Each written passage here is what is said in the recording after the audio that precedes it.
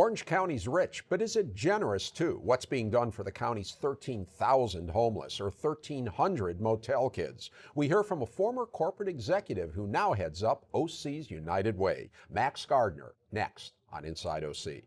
Inside OC is brought to you by 5 Point. 5 Point is an independent real estate development company with assets under management across California. 5 Point is a proud sponsor of public television and community programming.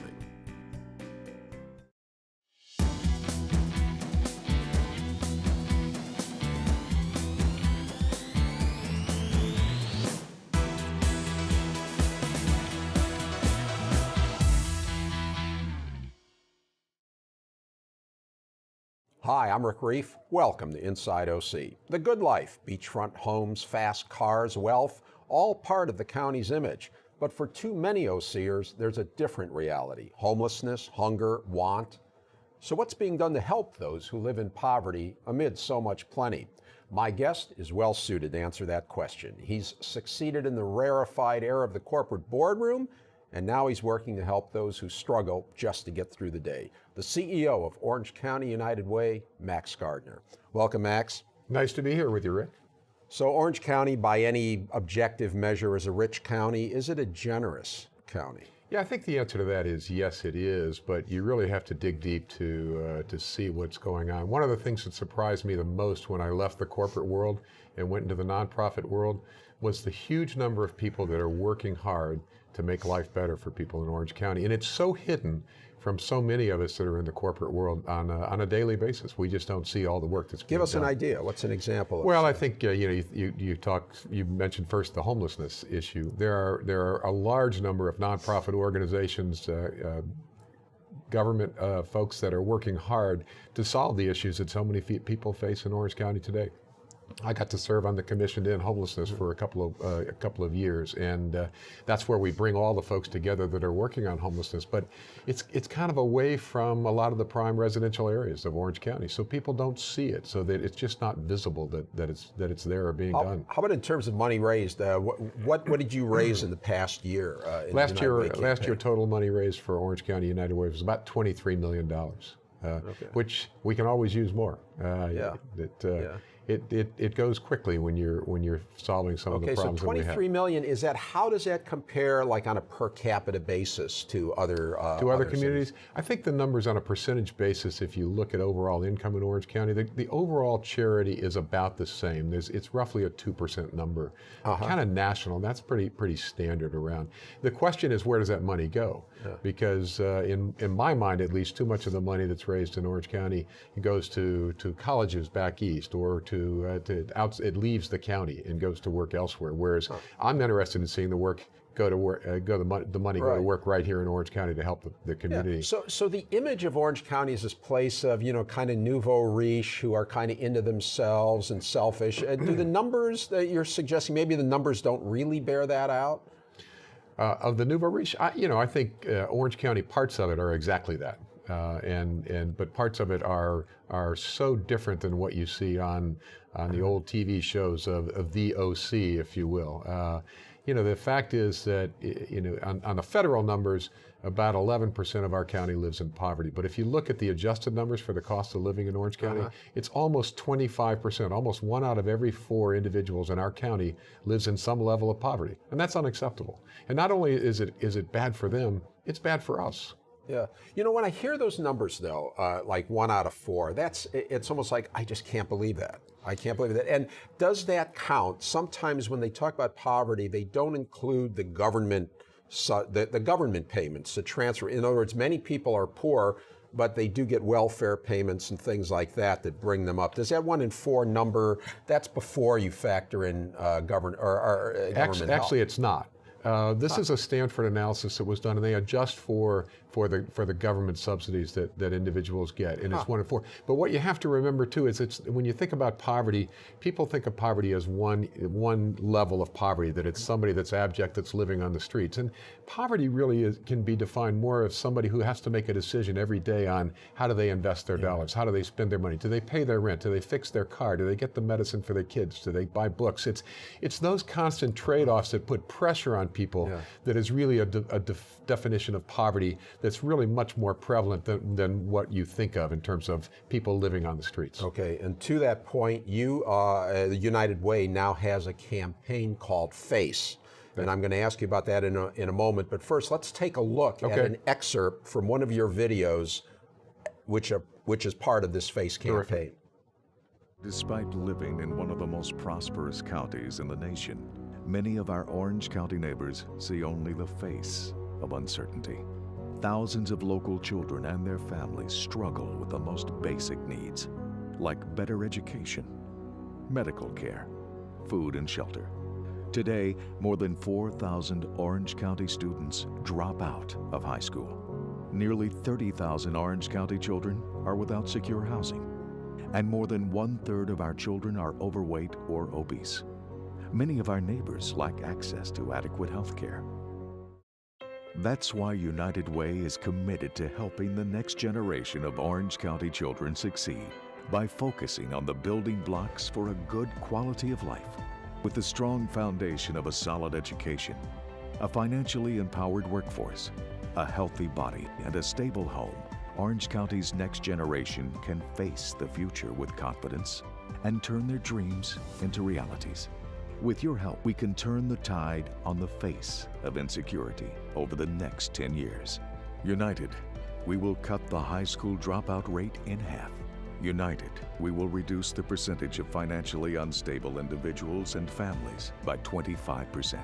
United, we will increase the number of healthy youth in Orange County by 1/3.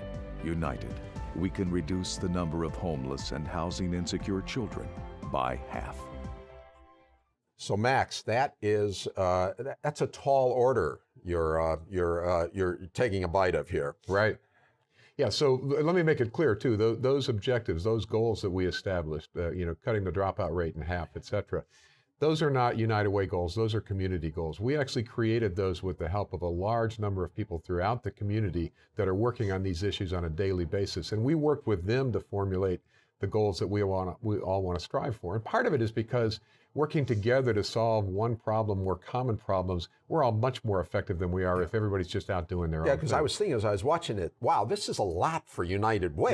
This is like something that it requires the entire community. So tell me, FACE, it's called FACE, F-A-C-E. Right. What does FACE stand for? And tell me a little more about how this came about. Sure, so FACE stands for Fund, Advocate, Collaborate, and Educate, because that's the way we at United Way do our work. Everybody knows us as a funder. They know that we raise dollars and that we work with to find the right nonprofit organizations or other organizations to work with to help solve the problems that we just heard about.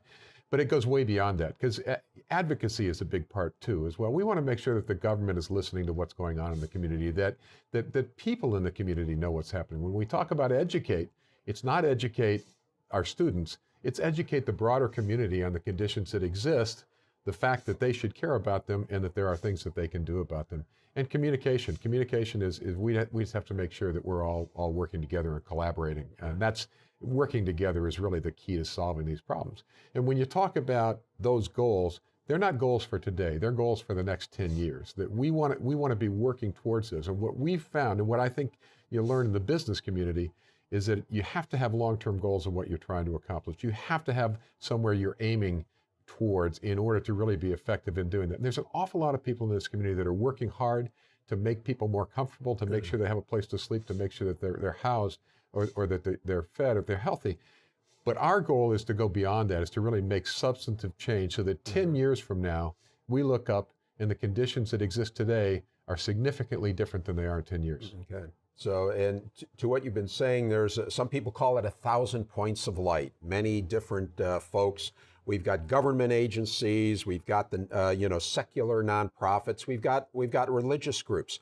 How do these do they work enough together, and how does it all come together? Well, I think the answer is they work together. Do they work enough together? It can always be better. Like everything else, it can always be a little bit better. But let me give you a good example, because we talked about homelessness and the largest money that comes into the county to help homelessness comes from HUD, and that actually runs through the County of Orange. And so they working with the Commission to End Homelessness, allocate those dollars out to different agencies or to different programs, Section 8, et cetera.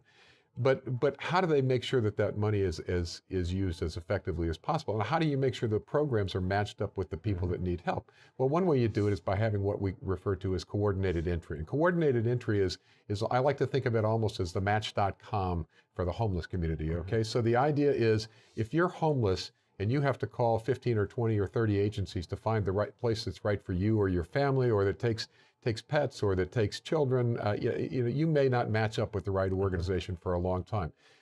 More importantly, that agency might take the wrong people, the people that could get help somewhere else. And so the idea for coordinated entry that right now is being run by 211 Orange County is to make sure that we make that match as quick and early and effectively as we can, so the limited resources that we have are helping the most vulnerable people in our community and really being more effective that way. So that's a great example. That's a private organization, 211, which is funded in part by Orange County United Way, but it really works hand in hand with the county government. And just the county government? How about some of the other nonprofits? No, all the nonprofits are referred to by 211. So if you're an organization that provides services, whether it's in Laguna Beach or whether it's in Brea, you're part of that system of care where 211 knows your capacity. They know you have availability. They know what your requirements or what your facility allows you to take, and they match you up with the person or the family that's best. Right. And that's just a classic example of how we don't have to expand the resources we have. We just have to use the resources that we have at our fingertips better. Very good. Why do we have so much homelessness? Well, I mean, part of the problem is it's just an expensive place to live, Rick. Orange County, you've seen the numbers on what rent has done over the past 10, 12, 15 years, and I got to watch it firsthand when I was in the real estate industry. But the cost of housing for people that live in Orange County is excessive. And I do want to get into that in a moment after we establish your residential bona fides. Okay. But I meant more generally, not just in Orange County, in Los Angeles, everywhere nationally. It seems to me it's a much bigger problem now than it was years ago. So why is that? I don't know for sure that it's a bigger problem or if it's just a better known problem than it's been. My suspicion is it's a bigger problem, and that probably I can't tell you all the reasons of why that is. I just know it is. Yeah. Okay. Let's talk about your career. You started, or you for a long time before you came to United Way. You were in the corporate world. Tell us a little bit about what Max Gardner was doing. Yeah. So I was I'm an old accountant by training, and spent a few years in a public accounting firm, but then went into the real estate industry in 1980. And from that point on, I worked in the residential real estate industry. And for the last 25 years of that, I was specifically in the apartment business, first in up and down the West Coast, and then more recently with the Irvine Company. Right. You spent how many years with the Irvine Company? I was there for 11 years. 11 years, and you ran the apartment, their apartment division. So about how many apartment units did you oversee the construction of? When I joined Irvine Apartment Communities, we had about 20,000 apartments, and during the 11 years that I was there, we built just over 20,000 more. So when I left, and we bought one project, so when I left, we were a little over 40,000. So we built about 2,000 apartments every year while I was there. Okay, so nobody better to ask, especially now that you're working on the other, or you're sort of on the other side and seeing people that are having trouble with affordability and things. What do we need to do to solve the housing problem? Well, I think it is that 1,000 points of light. It's everybody working together to solve the problem. There are three things in my mind that have to happen quickly in Orange County. One is we have to have the coordinated entry system that we're working on. It's fledgling, it's getting there, but it's working. Number two is we have to establish the homeless service center that has now been approved, and the land is being purchased by the County of Orange, and that's scheduled to open late next year. And I think it's important to understand that that's not a shelter per se. It's not just a place that people drop in to get out of the rain. It's a place that people get referred to get off the street, to get some help, but also to get the support services that they need to find a location that's a permanent residence for them. The intent of that service center is not to just give somebody a place to sleep for the night. It's to get them off the street long enough to find where they should go to next. What do we do about those working poor, the folks? They're not homeless, but they're struggling. They can't afford Orange County, so they're spending half their income on gasoline, commuting for many miles. Is there anything we can do for them? Well, there is. I'm glad you asked that, because that's actually where we spend more of our time and energy at United. We're part of the overall continuum of care here in Orange County, helping the severely, the chronically homeless. But more of our time is spent on families and children in homelessness or that are ill-housed. And so one of the programs that we support is called rapid rehousing. And so the whole point of that is to get people out of unstable housing and into a permanent housing situation where they can stay long-term. Now, the key there is they may not be able to afford that apartment or that rental unit, but with some support on a short-term basis, and then some job coaching, and then some other support, social services, or what we call wraparound services, to get that family stabilized, to get them to where they can stay in that place. And the beauty of rapid rehousing is you do it in apartments or other places that people can live long-term, and once they get there, they're home. The biggest problem for housing oftentimes for families is that they move place to place to place to place. And that has not only serious implications on the family, but think about the kids that are trying to go to school, that are moving from school to school. And if we want them to get a good education, they have to stay in one location. So rapid rehousing gets them into a spot where they can stay on a long-term basis, hopefully with a short-term amount of support. There's so many people that are living on the razor's edge that just need a little bit of help to get through an emergency or to get over a very difficult time where they lost their job and they're going to get a new job, but what do they do in the interim? And they can fall into that abyss real quickly where they can't recover. And so that's a key for us. So on this rapid rehousing, who provides those units? Because obviously anybody who owns a unit wants to get as much rent as they possibly can for the unit. That's what you used to do, right? And so how do you find these units that are affordable for these folks? So they're not affordable units in terms of the normal context. They're market rent apartments, but we work with the local apartment managers and the California Apartment Association to identify properties where we can go and get a few apartments. And so what happens is, if you're the homeless family or the individual with the family, we'll work with you. You actually sign the lease, but we work with the landlord to say, look, we'll make sure, and it's not really us, it's the agencies that we support. We have 5 agencies we do with this with in Orange County. They provide the backstop and say, look, if you have a problem with Rick and his house, we'll make good on it. We'll make sure, and we're going to support him. We're going to be there coaching him. We're going to be working with the family. We're going to be making sure that he's got the job training and he stays in his job so they can stay there long term. And then gradually, as that family gets stabilized, you pull those services back and they're there. So they're in a market rate apartment long term and they'll stay there. Wow. That is, there's a lot of moving parts in something like this. And so this is, I mean, it's kind of like running a corporation, isn't it? So how do you? This is complicated work. Yeah, it is. So how did you make that transition from the Irvine Company to United Way? How did that come about? Well, I certainly didn't plan it out. It was not in my long range planning. When I left the Irvine Company in 2010.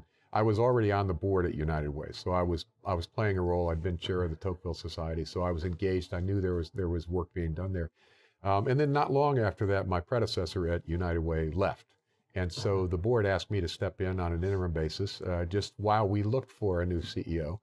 And I spent a little bit of time there and got to know the people, got to know the mission and the work that was being done, and candidly seeing the opportunity that was there and what could be accomplished at that United Way, and I got excited about it. And so after a few months, I told the chairman at that time, said, if you want me to stick around for a bit of time, I will. So you wound up volunteering yourself?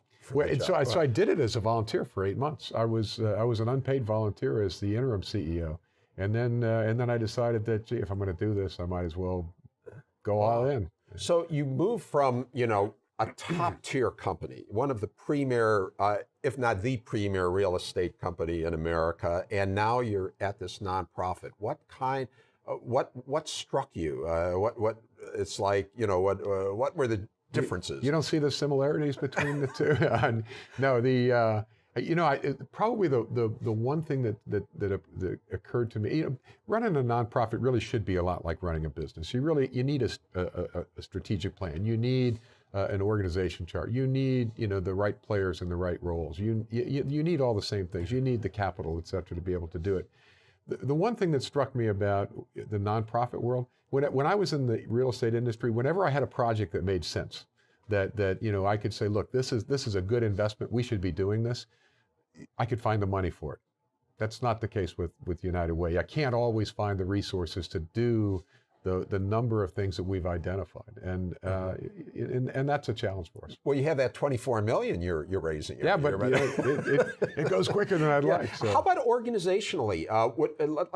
You bring your perspective, or you made the comment that nonprofits should be run by businesses. Are a lot of nonprofits not run like businesses? Well, I don't mean to imply that they're not. I do think a lot of nonprofits are started by people that really have a heart or a passion for what they want to do, and they're really mission focused, and that's a good thing. But they may approach it in a different manner. And more to the point is when small nonprofits start to become bigger. When they have somebody who's really just got a heart and they want to roll up their sleeves and help somebody. And as that organization gets bigger, they may not have the skills or the resources or the mindset to run a business. It's not unlike a startup organization. Startups go through changes just like that, in the tech world, et cetera. And so I think they have to evolve over time. I think most of the nonprofits in Orange County, at least the ones that we work with, because we're very particular about who we work with and who we fund. We have a very rigid set of criteria. And we're there all the time working with them. In fact, how many nonprofit or how many entities do you fund at United Way? We fund at a meaningful level probably about 30 or 35 and organizations. How many are there that are knocking on your door? There in Orange County. There's over 3,000 registered nonprofits. A lot of those are inactive or very very small. But I'd say there's probably 500 nonprofits in Orange County that are really worth thinking about or mentioning. And But we've been very specific on what we want to accomplish. It used to be that United Way, any nonprofit could come to United Way and look for grant funding, and that was years ago. We're much more specific about what we want to do these days. So we put out RFPs to say this is the work that we want to accomplish, and if you're already working in this where you can do this, then you should apply for this grant. So it's a much more specific. When you come in, when you came in, did you make changes organizationally in the culture or anything like that? Yeah, I think we did make some changes. First of all, we tried to make sure we streamlined and kept only the people that were really critical to getting the work done. But we focused on where we had to go as an organization and making sure we had the right people. So there was some evolution of people around the roles. I'm really pleased with the team we have today. We have an exceptionally strong, dedicated team. It's smaller than it was when I came into the organization, but I'd say it's more effective than it was.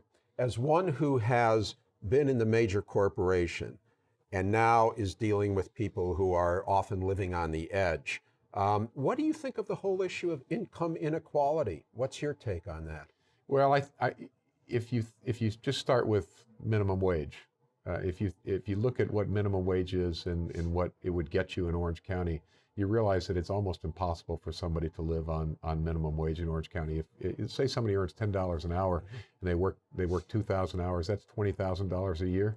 We just talked about what rent is. I mean, you better have 2 or 3 or 4 roommates in order to afford your apartment and in order to be able to live like that. So what happens is, you have 2 parents that are working in a household, or if you have a single mother, she may be working a job and a half, et cetera, and using resources. So it's difficult for someone to live on that wage. I think we have to work towards getting our basic pay up for the bottom tier in our community. And I think there is income inequality that is much more visible when you begin doing some work like I'm doing right now. And so how do you do that? What's the answer? Do you feel that the kind of nonprofits that you're working with and the whole mission of United Way, is it doing enough not just to take care of people who are dependent, but getting some of those dependent people not to be dependent? Oh, absolutely. I mean, our whole approach is, how do you make sure people are self-sufficient? How do you make sure they can take care of themselves? And you saw on the video, if you think about it, people need 4 things in order to be self-sufficient. They need an education, they need a job, they need to be healthy, and they need a place to live. So it's education, income, health, and housing. And if you provide those 4 things to people, they can take care of themselves. The key is you can't just do one. So if you want to focus on education, you better make sure that kid's got a place to eat, to sleep tonight, and that they've got food in their belly, and that all the things that we talk about wrapping around it, because if they're moving from school to school, or if their parents aren't gainfully employed, or if they don't have a place to live, they're not going to get an education. I don't care how good the teachers are, and we have really good teachers in Orange County, but there more needs to be done to support the educational system, not in the classroom, but around the edges of the classroom. Well, Max, I can tell you are passionate about what you're doing. Just quickly, any plans to do something else now? You've conquered the nonprofit world, the corporate world. Any other? I think I'm a ways away from conquering the nonprofit world, but we've certainly made progress. I don't have any immediate plans for what I'm going to do. I'm going to stay working with United Way for as long as I can make a real contribution, and as long as they need me, and then I'll probably slow down a little bit, but stay active in the community, play with my grandkids more. The grandkids, always a good idea. Well, thanks so much for coming on. Nice to be here, Rick. Thank you very much. Well, that's it for now. Thanks to my guest, United Way Chief Max Gardner. You can watch this show and past shows by going to PSBSocal.org or rickreiff.com. Also, you can catch the shows and our post-show open mic chatter on YouTube. And follow us on Facebook, Twitter, and Instagram. Thanks for watching. See you again on Inside OC.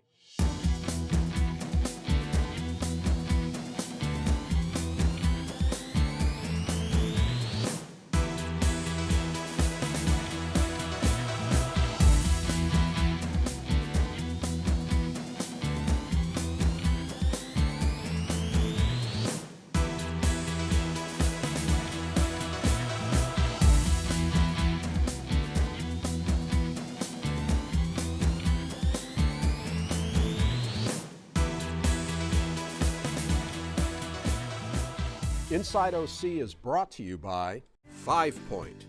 5 Point is an independent real estate development company with assets under management across California.